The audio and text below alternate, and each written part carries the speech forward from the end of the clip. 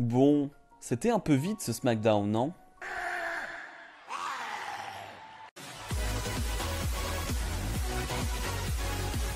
Et bonjour à tous, on se retrouve aujourd'hui pour le résultat de SmackDown du 30 avril 2021. La championne de SmackDown, Bianca Belair, ouvre le show, mais elle va vite se faire interrompre par Rude et Dolph Ziggler. Et en fait, tout le monde va se ramener, hein. Il y a les Street Profits, il y a Bayley qui va se ramener. Tout ça n'est qu'un prétexte pour débuter le match, hein. Donc on va avoir Bianca Belair et les Street Profits face à Bayley et Rude Ziggler. Sur le papier, j'aime bien, voilà, c'est un peu frais. J'aime bien voir Bianca Belair un peu avec les Street Profits, je trouve ça assez fun. Et le match va être fun. Je trouve que le match est bon. Alors ça dure pas trop longtemps. Il y a une domination à un moment donné de Ziggler qui est très très nulle et très très lente. Donc ça voilà, c'est le seul point négatif du match. Mais sinon c'est un match très frais, très fun. Ça débute bien le show. Je me serais bien passé de la promo avant qui n'a servi à rien. Voilà, avec tout le monde qui arrivait, franchement, ils ont eu tous 30 secondes de promo et ça ne servait à rien. Mais bref, le match en lui-même, c'est un bon match de début de show avec une victoire des Street Profits, les Street Profits qui vont gagner avec une Bianca Belair qui va mettre un coup de cheveux, ça fait très mal, son coup de cheveux à Robert Roode dans le dos de Robert Roode et ça va profiter à Montesford qui va gagner avec son Big Splash, hein, son Frog Splash incroyable. Donc victoire des Street Profits et de Bianca Belair et c'était plutôt un bon début de show. Tamina et Natalia face à Shayna Baszler et Nia Jax. Quelle originalité, j'ai l'impression d'avoir vu ce match 35 fois en 4 semaines. Vraiment, j'en ai marre. J'espère que vous êtes contents, hein, les fans de WrestleMania qui avaient chanté pour Tamina à WrestleMania. Parce que grâce à vous, ou à cause de vous, eh ben, on a des matchs de Tamina chaque semaine. Et c'est toujours pas bon, voilà, hein, que vous le vouliez ou non, hein, que vous soyez fan de Tamina ou non, et bah c'est toujours pas des bons matchs, hein, il faut le dire. Là c'est 5 minutes de combat et il se passe rien. Qu'est-ce que vous voulez dire sur ce combat? Il y a rien, c'est le vide, à part une nouvelle fois que Tamina va faire le tomber sur Shayna Baszler, donc victoire de Tamina et Natalia. Shayna Baszler, ancienne championne NXT, tout ça, on s'en fiche, hein, tout ça est oublié. Et Tamina qui, voilà, qui fait encore son Big Splash que je trouve très moche, hein, son Big Splash, et qui donc donne encore une victoire à son équipe. J'en ai marre, j'ai pas envie de voir Tamina chaque semaine, j'ai pas envie de voir Natalia chaque semaine.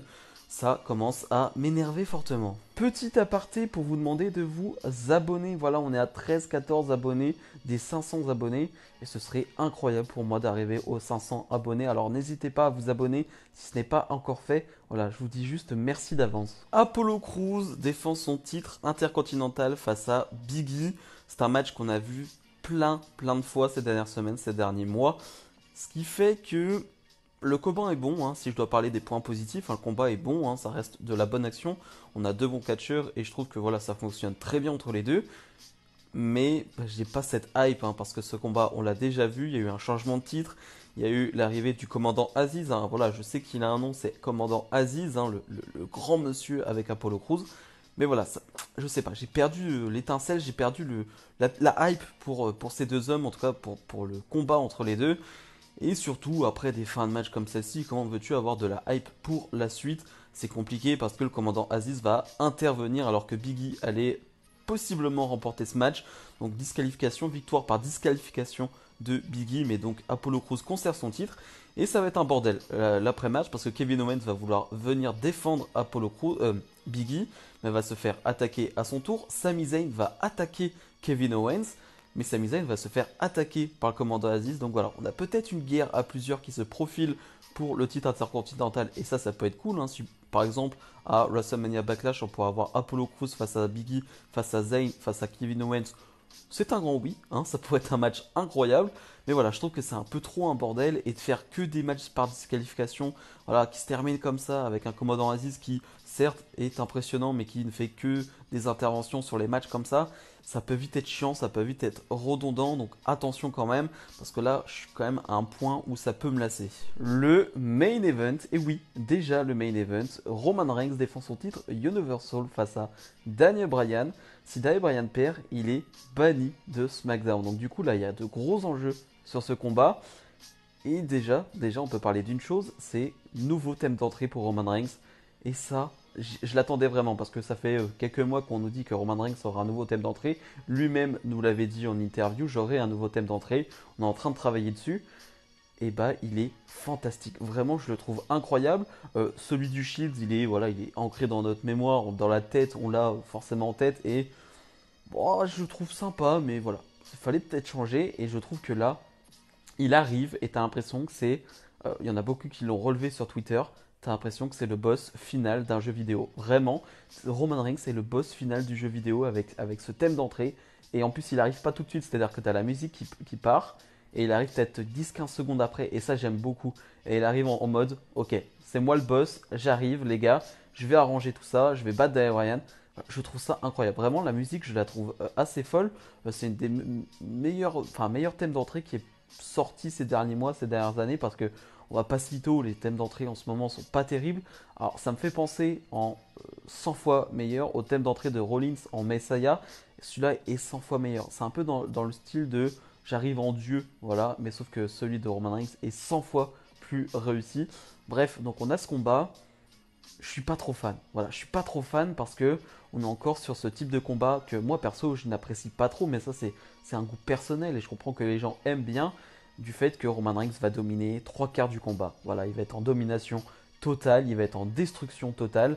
C'est ce type de combat qu'on voit avec ce Roman Reigns là. On l'avait vu face à Bryan, on l'avait vu face à Owens, face à Jey Uso. Voilà, c'est le type de combat qu'on voit avec Roman Reigns, qu'on voyait aussi avec Brock Lesnar par exemple. Hein. Brock Lesnar qui dominait Roman Reigns, qui dominait Bryan, qui dominait Balor. Voilà, c'est vraiment le type de combat qu'on a déjà vu. Mais voilà, je suis pas très fan de ça. Et en plus, disons que ce type de combat, c'est fait pour que tu y crois à la fin, pour que ton babyface revienne de nulle part et vienne gagner ce combat de nulle part. Voilà, ton babyface ultime, t'es super fan de lui et il gagne. Le problème, c'est que moi, j'ai pas de suspense sur ce combat. Je sais déjà ce qui va arriver dans le sens où, bah, soyons clairs, Roman Reigns n'allait pas perdre son titre Universal à SmackDown, comme ça, de nulle part, contre Daniel Bryan. C'était clair et net. Donc voilà, je ne m'attendais pas à une victoire de Daniel Bryan. Mais bref, après ça s'emballe un peu plus sur la fin de combat et ça devient un bon combat quand même. Hein. C'est pas un mauvais combat, attention. Je dis pas que c'est une bouse absolue, bien sûr que non. Mais voilà, c'est pas incroyable, je trouve.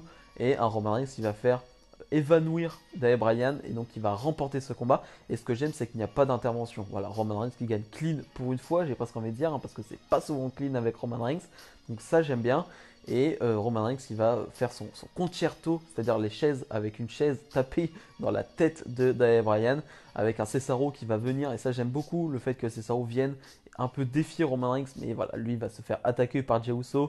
Donc voilà, c'est un peu compliqué.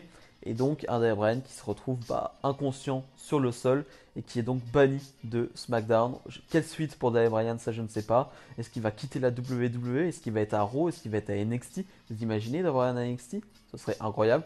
Bref, je ne sais pas, mais voilà. En tout cas, c'est encore une fois une grosse domination et une grosse impression de Roman Reigns. Et ça, c'est cool pour ton champion qui paraît toujours aussi imbattable. Bilan de ce SmackDown. Eh ben, c'est compliqué de faire un bilan parce qu'il n'y a pas grand chose. Voilà, c'est très compliqué. Comme vous pouvez le constater, il n'y a pas beaucoup de matchs, il n'y a pas beaucoup de segments. On a eu beaucoup de on nous remontre. Hein. Voilà, petit clin d'œil Asturie. Voilà, on nous a remontré beaucoup d'images en 2 heures, ce qui fait que ce SmackDown est assez vide. Donc, je dirais pas que c'était mauvais, je dirais pas que c'est incroyable. On a finalement 2 matchs de championnat qui me laissent peut-être un peu sur ma faim. Voilà, en tout cas, le match intercontinental me laisse sur la faim. Le match main event, c'est pas trop ma cam, mais voilà, c'est pas un mauvais match. Mais voilà, c'est un peu vide, donc c'est compliqué de juger ce show. Bref, dites-moi en commentaire ce que vous avez pensé de ce show. Comme d'habitude, n'hésitez pas à mettre le petit pouce bleu et à vous abonner. Nous on se retrouve dès mardi prochain pour la review de Raw. Salut, salut.